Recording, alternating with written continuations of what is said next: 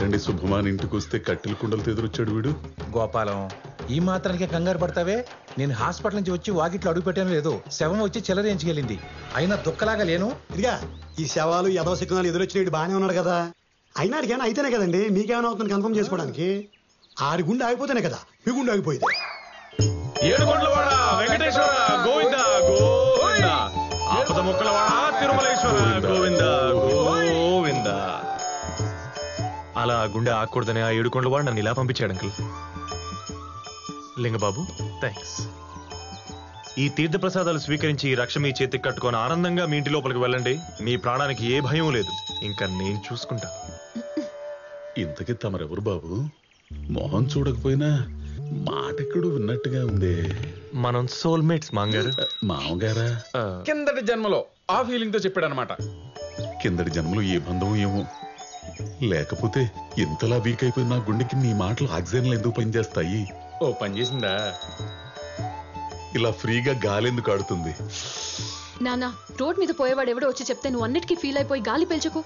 పాప, నేనేమి రోడ్డు మీద పోయే సైబర్ నేరగాండి కాదు, మీ పక్కని టెరెస్ మీద దిగిన నైబర్ అంకుల్. అవును, ఇప్పుడు ఆ నెల అడ్వాన్స్ ఇచ్చి దిగారు.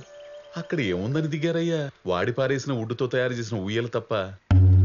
అంకుల్, చూసే కళ్ళే ఉండాలి గాని ఆ ఆకాశం, భూమి, నీరు, నిప్పు, గాలి, ఈ పంచభూతాలన్నింటినీ మిక్సీలో వేసి రుబ్బినట్టుగా రిలయన్స్ ముఖేష్ అంబానీ ఇంట్లో కూడా లేని ఫెసిలిటీస్ ని ఆ గొప్ప టెర్రస్ ప్రకృతి రూపంలో మనకి పరోక్షంగా అందిస్తుంటే ఇంకా ప్రత్యక్షంగా మనం 4 రూమ్లు వేసుకొని బంధించుకోవడం అవసరమా చెప్పండి? సరేనండి. అదంతా బాగానే ఉంది కానీ బాబు, మరి అర్జెంట్ గా బాత్రూమ్ అది వస్తే? అయ్యో, ఎదవ దేహం నుండి తిని పారేసే పిప్పిని బయటికి పంపడానికి బాత్రూమే కావాలేంటండి? అలా అని పైనుంచి చేస్తారేంటి? పెట్టకూడ మీకు కూర్చుని అలా వేసే శరీరాలండి మావి. ఒకవేళ అలా వేస్తే చూసి తట్టుకునే కెపాసిటీ ఉందా మీకు? ఇంత విశాలమైన ప్రపంచం ఉండగా వెళ్ళి దిగచ్చు కదా. ఏ అడవికో వెళ్ళి మా పక్కన ఎందుకు? వెళ్ళొచ్చు, కానీ అక్కడ లార్డ్ వెంకటేశ్వర ప్రేసేశ్వరుడు శ్రీ తిరుమల శెట్టి గోపాలం గారు ఉండరు కదా. ఆయనకి ధైర్యం కావాలంటే అడవికి రారు కదా. నువ్వు చెప్పింది కరెక్టే బాబు. నాకు జంగిల్ అంటే చచ్చేంత భయం, అందుకే ఇంతవరకు జంగిల్ బుక్ కూడా చూడలేదు. నిన్ను చూస్తుంటే చిలుకూరి బాలాజీ పంపిన శుభశకునులా ఉన్నావు. ఇక్కడే ఉండు, ఎప్పుడు భయం నీడలో బ్రతికే నా గుండెకి కొండంత ధైర్యాన్ని ఇచ్చావు. ఇక్కడే ఉండి నా లైఫ్ స్పాన్ పెంచు. Thanks for your warm welcome uncle. Govinda Govinda.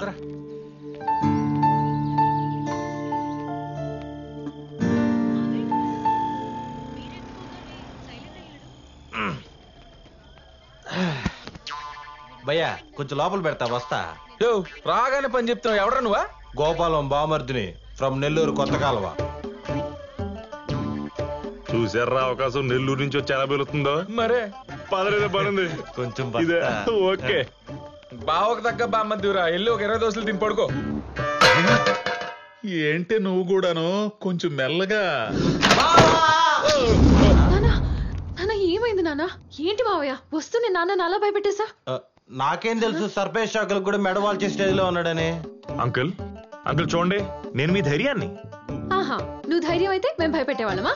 అయినా నువ్వు ఎందుకు వచ్చావు లోపలికి? నేనే రమ్మన్నా తాటికెళ్ళి బస్సు ఎత్తడానికి. గురుగారు, ఇక్కడ అజయ్ ఘోష్ అనే హార్ట్ పేషెంట్ నెల్లూరు నుంచి వచ్చిన వాళ్ళ బామర్ది పెట్టిన భయానికి కూలిపోయాడంట. మీకు గాని తెలిసేంటే? నేనేరా బొక్కా ఫకీర్. బొక్క రేయ్, నీ అంబులెన్స్ సౌండ్ ని బాగున్నోడిని భయపడి పడిపోతున్నాను, పడిపోయినోడిని భయపడి లెగుతున్నాను, నాకు అర్థం కావట్లేదురా. అలాగే అలాగే, కోప్పడుకో, త్వరలో కలుద్దాం. బాయ్. అంకుల్ మీరిప్పుడు ఓకేనా?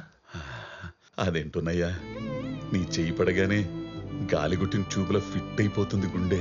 అది మీ గుండె కాదు అంకుల్, ఏ గుండెనా అంతే. నా చేసి స్పర్శ లాంటిది, బాగా పాజిటివ్. ఈ చేత్తో ఎవరైనా హీల్ చేశాను అనుకోండి, టక్కన లేచి కూర్చుంటారు. ఇది తొందరగా యాక్సెప్ట్ చేసి చేయందుకుంటే అందరం హ్యాపీగానే ఉంటాం. ఇలాంటి కబుర్లు పేషెంట్స్ కి చెప్తే నమ్ముతారు, మాలాంటి వాళ్ళకి చెప్తే కుమ్ముతారు. ఒరే ఒరే బేతపుడి తాడి, ఇప్పుడే గదరా భయపెట్టావు. అంటే ఎంత డోస్ వరకు తట్టుకుంటావని ట్రైల్ వేసా. ట్రైల్ వేయడానికి నేను గ్రౌండ్ లో ఆడే క్రికెటర్ని కాదురా, గ్యాలరీలో కూర్చున్న హార్ట్ పేషెంట్ ని. కొంచెం ఆచితూ పనికి మాలోడని. అంకుల్, ఇలాంటి నెల్లూరు నుంచి వచ్చే భయాలు తట్టుకునేలా, ఏ సిక్నెస్ లేకుండా ఉండేలా మిమ్మల్ని సూపర్ ఫిట్ గా నేను తయారు చేస్తాను. అంకుల్ మీరు రేపు పొద్దున మీ కాలనీ ఫ్రెండ్స్ అందరిని తీసుకొని పార్క్ కూర్చోండి చెప్తా. పార్క్ గా ఎందుకు?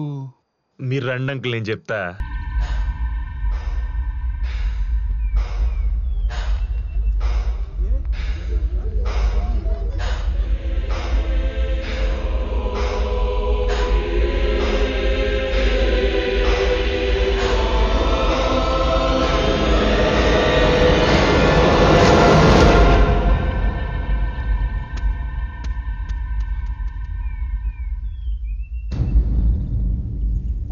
మా ఇద్దరివి సేమ్ జాతకాలని.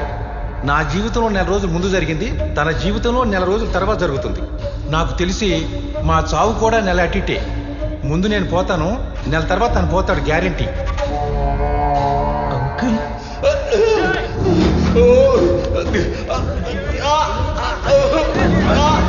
మళ్ళీ మొదటి కలిసాడ్రా బాబోయ్. బావా బావా బాడీని బండెక్కిచ్చేస్తున్నారంట. ఆఖరి చూపు చూస్తానంటే చెప్పు, శవాన్ని కిటికీ దగ్గర తెప్పిస్తా. నాన్న నాన్న తలుపు తీయండి, టాబ్లెట్ వేసుకోండి ముందు. ఏమండి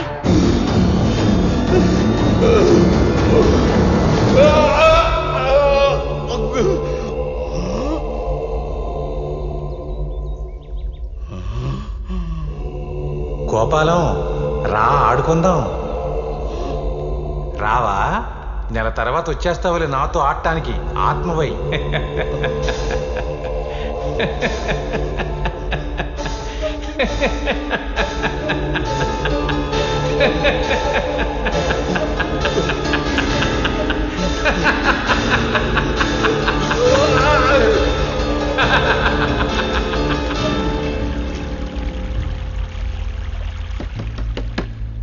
బావా బావా బాడీని బండెక్కిచ్చేస్తున్నారంట.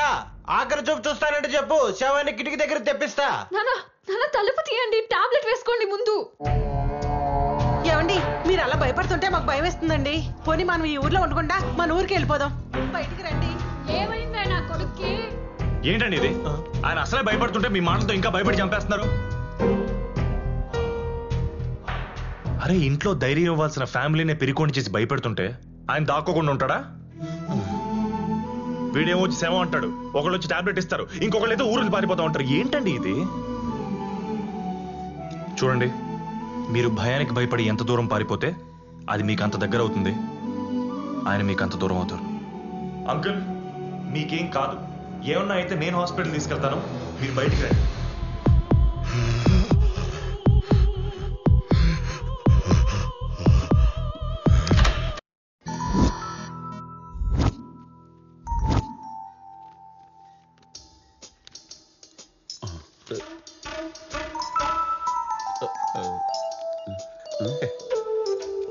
డాక్టర్ నేను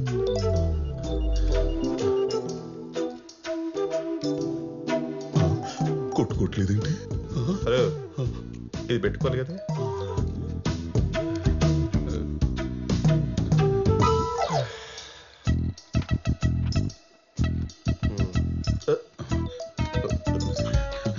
యావయ్యో యావయ్యో, బీపీదయ్యా, ఎక్కడ పడితే అక్కడ కట్టుకునేది కాదు.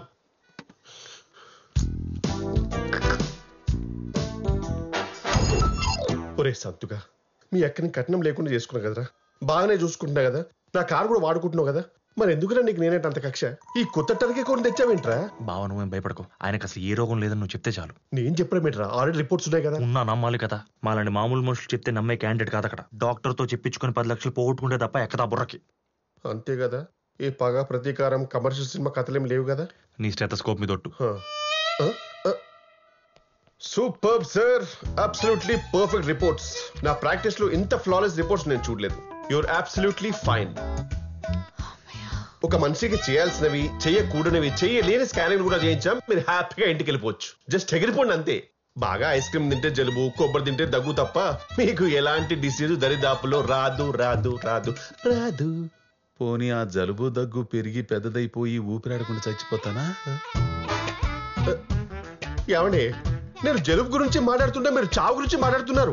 ఇక చిన్న చిన్న జలుబులకే మనుషులు పోతే ఇక మేమెందుకు, కార్పొరేట్ హాస్పిటల్స్ ఎందుకు, ఏసీ రిపోర్ట్ ఎందుకు? అంకుల్ బావ జస్ట్ ఎగ్జాంపుల్స్ ఇస్తాడు అంతే. మీకు ఇలాంటి చిన్న చిన్న జబ్బులు కూడా రావని, మీరు పర్ఫెక్ట్లీ ఆల్ రైట్ అని. మరి అన్ని పర్ఫెక్ట్ గా ఉంటే కోటేశ్వరరావు ఎలా పోయాడు? ఆయన హెల్త్ హిస్టరీ మనకి తెలియదు కదా అంకుల్. అలాగే నా ఆరోగ్యం గురించి మీ బావకు తెలియదు కదా, నేను అలాగే పోవచ్చు కదా. పోవచ్చు, పోసుకొని రావచ్చు. ఏమండి, అలాంటివి తెలియలే కదండి ఇలాంటి రిపోర్ట్స్ తీసింది. మరి ఇలాంటి రిపోర్ట్స్ నేను కూడా ఇంతకుముందు తీయించుకున్నాను. మరి నా గుండెలో నొప్పి ఎందుకు వచ్చింది? స్టెంట్ ఎందుకు పడింది? ఏమండి, ఇలాంటి ఎక్స్ట్రా ప్రశ్నలు ఇస్తేనే నాకు పేషెంట్ల మీద రెస్పెక్ట్ పోయేది. కొన్ని కోట్లు ఖర్చు పెట్టి కొన్ని ఎక్విప్మెంట్ సార్ అది. వాటితో చెక్ చేసి నీ బాడీలో ఉన్న అణువణువు స్కాన్ అయిపోయి అందులో ఉన్న వైరస్ తీసేసి దాన్ని క్లియర్ చేసే డాక్టర్స్ మేము. We are doctors. మరి మీ దగ్గరకు వచ్చిన తమిళనాడు సీఎం జయలలిత ఎందుకు చచ్చిపోయినట్టు? ఇంత పెద్ద పెద్ద కార్పొరేట్ హాస్పిటల్స్ పెట్టుకుని మరి ఆవిడ ప్రాణాన్ని కాపాడలేకపోయారే? అరే మీరిద్దరు డిస్కస్ చేస్తూ ఉండండి, ఇలా దుబాయ్కి వెళ్ళి షాపింగ్ కూర్చో. మరి ఇంకేంటండి, కొన్ని ప్రశ్నలకు ఆన్సర్స్ ఉండవండి, అవి గూగుల్లో వెతికినా దొరకవు, అవి చెప్పిన మీకు అర్థం కావు. అలాగే నా ఆరోగ్యం గురించి మీకు అర్థం కాలేదేమో. నేను కూడా కోటేశ్వరరావు లాగా పోతాననుకోవచ్చు కదా. మా తెలివి కోటిగానే రా, పాడిపోతే వీడెందుకు పోతాడు? సారీ సార్, ఇప్పుడు బహుశా ఆయన ఈ స్కానింగ్ చేయించుకుని ఉండకపోవచ్చు, బడ్జెట్ ప్రాబ్లం ఏమో. లేదు, నేను ఇక్కడికి వచ్చి అన్ని చేయించుకున్నట్టే ఆడు కూడా చేయించుకుంటాడు. కరెక్ట్ గా చెప్పావు గోపాలం. ఇలాంటి 100 టెస్టులు చేయించాను, మరి ఎందుకు పోయాను? ఈ డాక్టర్ల మాటలు అసలు నమ్మొద్దు.